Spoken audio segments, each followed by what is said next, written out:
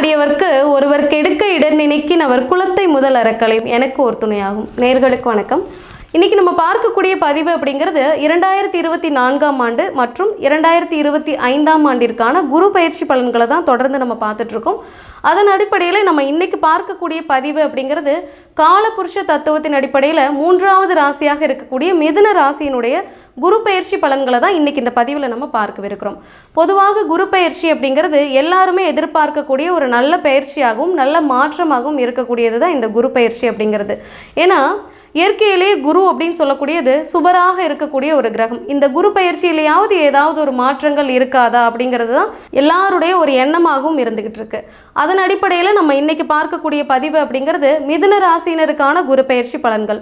கடந்த ஆண்டு குரு பயிற்சி அப்படிங்கிறது இந்த மிதுன ராசியினருக்கு என்ன மாதிரியான நற்பலன்களையும் பாதிப்புகளையும் கொடுத்திருக்கும் அப்படிங்கிறதையும் அதிலிருந்து வெளிவருவதற்கான சில மாற்றங்களும் வாய்ப்புகளும் இந்த குரு பயிற்சியில் இருக்கா அப்படிங்கிறதையும், இந்த ஆண்டு குரு பயிற்சி அப்படிங்கிறது இந்த மிதுன ராசிக்கு என்ன மாதிரியான நற்பலன்களையும் பாதிப்புகளையும் கொடுக்கவிருக்குது, அதிலிருந்து வெளிவருவதற்கான நல்ல மாற்றங்களை தரக்கூடிய வழிபாட்டு முறைகளையும் கூட இந்த பதிவில் நம்ம பார்க்கவிருக்கிறோம். இப்போ கடந்த ஆண்டு குரு பயிற்சி அப்படிங்கிறது இந்த மிதுன ராசினருக்கு எந்த பாவகத்தில் பயிற்சியாக இருந்திருக்கு அப்படின்னு நம்ம பார்க்கும் பொழுது மேஷ ராசியிலேயே கடந்த ஆண்டு குரு பயிற்சி அப்படிங்கிறது இருந்திருக்கு.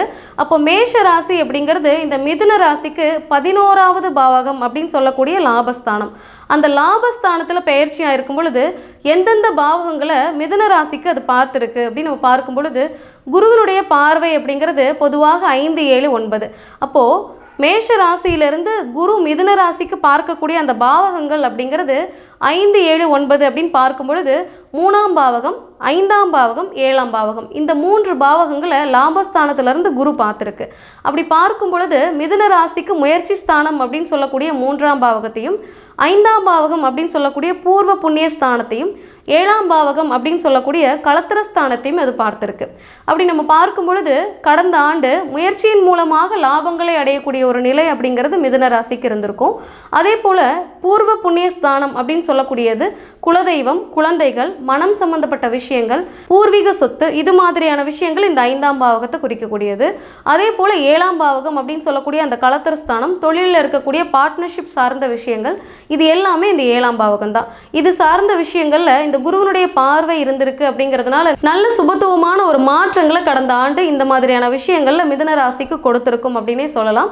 அதே போல திசாபுத்தி சரியில்லாத மிதுன ராசியினருக்கு மட்டும் ஒரு சில மாற்றங்களையும் பாதிப்புகளையும் கொடுத்திருக்கும். அப்போ ஒரு சிலருக்கு சில பாதிப்புகளையும் மாற்றங்களையும் கண்டிப்பாக கொடுத்திருக்கும். அது எதன் அடிப்படையில் அப்படின்னு பார்க்கும் பொழுது அவரவர்களுடைய ஜனன ஜாதகத்தின் படி நடக்கக்கூடிய திசாபுத்தியின் அடிப்படையில் சில பாதிப்புகள் மாற்றங்கள் அப்படிங்கிறது கண்டிப்பாக இருந்திருக்கும்.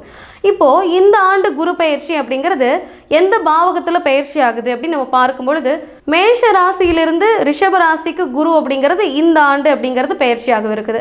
அப்போது இந்த மிதுன ராசியினருக்கு இது எந்த பாவகம் அப்படின்னு பார்க்கும் பொழுது ரிஷப ராசியாக வரக்கூடியது இந்த குரு பயிற்சி அப்படிங்கிறது மிதுன ராசிக்கு 12வது பாவகம் அப்படின்னு சொல்லக்கூடிய விரயஸ்தானம். அப்போது இந்த ஆண்டு குரு பயிற்சி அப்படிங்கிறது எந்த பாவகத்தில் பயிற்சி ஆகுது அப்படின்னு நம்ம பார்க்கும் பொழுது ரிஷப ராசியில் குரு இருக்கும் பொழுது மிதுன ராசிக்கு அது விரயஸ்தானமாக வருது.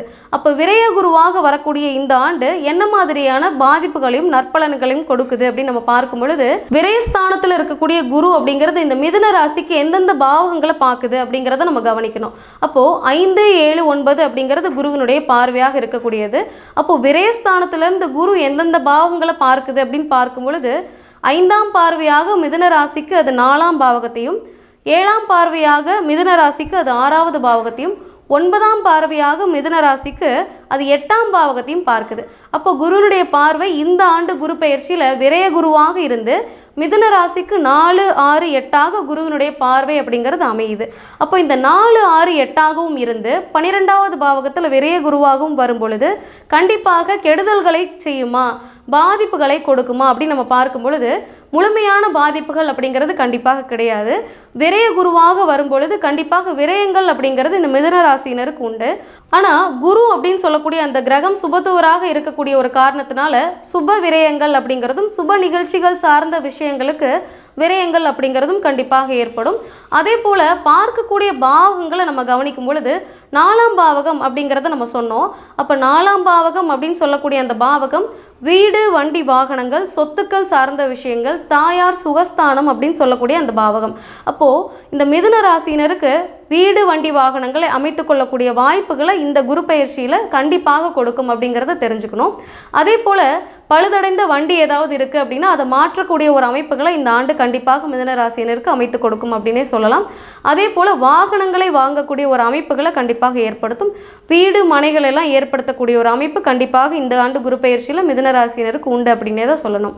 அடுத்ததாக நம்ம பார்க்கக்கூடியது 6ஆம் பாவகம். அப்போ 6ஆம் பாவகம் அப்படின்னு சொல்லக்கூடியது நோய், கடன், வம்பு வழக்குகள் சார்ந்த விஷயங்களாக இருந்தாலும் கூட வேலை வாய்ப்பு, லோன் சம்மந்தப்பட்ட விஷயங்களெல்லாம் இந்த 6ஆம் பாவகம் தான் குறிக்குது. அப்போது இந்த 6ஆம் பாவகம் அப்படின்னு சொல்லக்கூடிய இந்த பாவகத்தில் நோய், கடன், வம்பு வழக்கு சார்ந்த விஷயங்களை குறித்தாலும் கூட பேங்க் மூலமாக லோன் வாங்கியோ அல்லது மற்றவர்களின் மூலமாக கடன் வாங்கியோ கூட வண்டி வாகனங்களையும் வீடு, மனையையும் அமைத்து கொள்ளக்கூடிய வாய்ப்புகளையும் சுபத்துவமான சில விரயங்களையும் இந்த ஆண்டு குரு பயிற்சியில் கண்டிப்பாக இந்த மிதுன ராசியினருக்கு கொடுக்கவிருக்குது அப்படின்னே சொல்லணும். அதே போல் 6ஆம் பாவகம் அப்படிங்கிறது நோய், கடனை குறிக்கிற மாதிரியே வேலை வாய்ப்புகளையும் குறிக்கக்கூடிய இடம் இந்த 6ஆம் பாவகம் தான். அப்போ தொழில் செய்யக்கூடிய மிதுன ராசியினரை விட வேலை வாய்ப்பில் இருக்கக்கூடிய மிதுன ராசியினருக்கு கண்டிப்பாக ப்ரமோஷன் மாதிரியான விஷயங்கள், இடமாற்றத்தை எதிர்பார்த்துட்டு இருக்கக்கூடிய மிதுன ராசியினருக்கு இடமாற்றம் மாதிரியான விஷயங்கள் கண்டிப்பாக இந்த ஆண்டு குரு பயிற்சியில் உண்டு. அப்போ இந்த ப்ரமோஷன் மூலமாக நல்ல ஒரு தனவரவையும் அவங்களால அடைய முடியும் அப்படின்னே சொல்லலாம். அதே போல் 8ஆம் பாவகத்தையும் குரு பார்க்குது. அப்போ 8ஆம் பாவகம் அப்படிங்கிறது லாங் டைம் கமிட்மெண்ட்ஸ் அப்படிங்கிறத சொல்கிறது. அப்போது வீடு, வண்டி, வாகனங்கள் அப்படின்னு சொல்லக்கூடிய விஷயத்தில் லோன் வாங்கியாவது கடன் வாங்கியாவது அதிகப்படியான கமிட்மெண்ட்ஸை இந்த ஆண்டு இந்த குரு பயிற்சியில் கண்டிப்பாக இந்த மிதுன ராசியினர் சந்திக்க போகிறீங்க அப்படின்னே தான் சொல்லணும். அதே போல் இந்த 8ஆம் இடம் அப்படிங்கிறது மறைவு ஸ்தானம், திடீர் அதிர்ஷ்டம், இதையெல்லாம் குறிக்கக்கூடிய ஒரு விஷயம். அப்போது திடீர் தனவரவு, அதிர்ஷ்டம் சார்ந்த விஷயங்கள் எல்லாம் கூட இந்த ஆண்டு குரு பயிற்சியில் கண்டிப்பாக இந்த மிதுன ராசியினருக்கு உண்டு அப்படின்னே சொல்லணும். அப்போது தசா புத்தி சரியில்லாத ஒரு சிலர் மிதுன ராசியினருக்கு இந்த ஆண்டு குரு பயிற்சி என்ன மாதிரியான பலன்களையும் பாதிப்புகளையும் கொடுக்கும் அப்படிங்கிறது அவரவர்களுடைய ஜனன ஜாதகத்தை செக் பண்ணி தான் நம்ம சொல்ல முடியும். அப்போது உங்களுடைய ஜனன ஜாதகத்தின்படி இது மாதிரியான நல்ல அமைப்புகள் உங்களுடைய ஜாதகத்தில் இருக்கா இந்த ஆண்டு குரு பயிற்சியில் அப்படிங்கிறதையும் நீங்கள் பார்த்துக்கணும். அதே போல் இந்த ஆண்டு அப்படிங்கிறப்போ என்ன தசாபுத்தி நடந்துகிட்டு இருக்குது அப்படிங்கிறதையும் அதற்கான வழிபாட்டு முறைகளையும் தான தர்மங்களையும் கூட உங்களுடைய ஜனன ஜாதகத்தை செக் பண்ணி நம்ம தெரிஞ்சுக்கிறது அப்படிங்கிறது ரொம்பவே சிறப்பான ஒரு விஷயமாக இருந்துட்டு இருக்கும். அப்போது இந்த ஆண்டு குரு பயிற்சி அப்படிங்கிறது 4, 6, 8ஆகவும் 12வது இடத்துல விரய குருவாகவும் வந்தாலும் கூட சுப விரயங்களாக இருக்கும் அப்படிங்கிறதுனால மிதுன ராசினர் கண்டிப்பாக பயப்பட தேவையில்லை அப்படிங்கிறத நம்ம தெரிஞ்சுக்கணும். விரய குருவாக வரும்பொழுது மற்ற வீண் விரயங்களை தவிர்த்துட்டு சொத்து பத்துக்களையும் வண்டி வாகனங்களையும் அமைத்து கொள்ளக்கூடிய ஒரு வாய்ப்புகளை நீங்கள் கண்டிப்பாக ஏற்படுத்திக்கணும். அது உங்களுடைய ஜனன ஜாதகத்தின்படி என்ன மாதிரி அமைவில் இருக்குது அப்படிங்கிறதையும் கண்டிப்பாக நீங்கள் தெரிஞ்சுக்கணும். அதன்படி சில வழிபாட்டு முறைகளையும் தான தர்மங்களையும் கூட நீங்கள் மேற்கொள்ளலாம். அதே போல் இந்த ஆண்டு குரு பயிற்சியில் இந்த மிதுன ராசினருக்கு என்ன மாதிரியான வழிபாட்டு முறைகளை நம்ம கடைபிடிக்கலாம் அப்படின்னு நம்ம பார்க்கும்போது இந்த ஆண்டு குரு பயிற்சி அப்படிங்கிறப்போ புதன்கிழமையிலையும் வியாழக்கிழமை நாட்கள்லையும் நவகிரகத்தில் இருக்கக்கூடிய குரு பகவான் வழிபாடு எடுத்துக்கிறது அப்படிங்கிறது சிறப்பான ஒரு வழிபாட்டு முறையாக இருக்கும். இந்த ஆண்டு சொத்து பத்துக்களை சேர்க்கக்கூடிய ஒரு ஆண்டு அப்படிங்கிறதுனால சிறுவாபுரி முருகன் வழிபாடு அப்படிங்கிறதையும் திருப்பரங்குன்றத்தில் இருக்கக்கூடிய முருகன் வழிபாடு அப்படிங்கிறது சிறந்த ஒரு வழிபாட்டு முறையாக இருக்கும் அப்படின்னே சொல்லலாம். இந்த பதிவு அப்படிங்கிறது கண்டிப்பாக உங்களுக்கு பயனுள்ள வகையில் இருந்திருக்கும் அப்படின்னு நம்புகிறேன். இந்த பதிவை உங்களுடைய நண்பர்களோடும் உற்றார் உறவினர்களோடும் பகிர்ந்து கொள்ளுங்கள். உங்களுடைய சப்போர்ட் எங்களுக்கு தேவை அப்படிங்கிறதுனால இந்த சேனலை சப்ஸ்கிரைப் பண்ணிக்கோங்க. ஆன்மீகமும் தர்ம சிந்தனையுமே இவருடைய வாழ்க்கை பாதையை கட்டாயமாக மாற்றும். நன்றி.